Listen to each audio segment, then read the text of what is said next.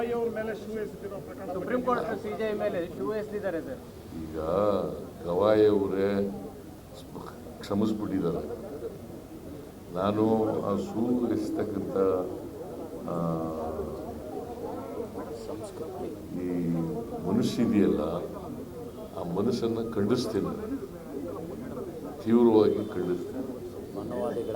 ಅದು ಮನುವಾದಿಗಳ ಪ್ರಯತ್ನ.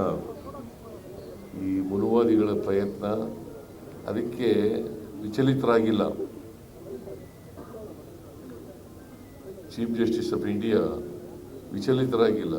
ಅವರು ಏನೇನಂತೆ ಕಾರ್ಯಕ್ರಮಗಳನ್ನು ಕೆಲಸ ಮಾಡ್ಕೊಂಡು ಹೋಗಿದ್ದಾರೆ. ಜೊತೆಗೆ ಅವರು ಇವ್ರಿಗೆ ಕ್ಷಮೆ ಕೊಟ್ಟು ಮಾಡಿದ್ದಾರೆ. ಅದು ಭಾಳ ದೊಡ್ಡತನ ಅಂತಕ್ಕಂಥ ಮಾತುಗಳು. ಸನಾತನವಾದಿ, ಅವರು ಸನಾತನವಾದಿನೇ.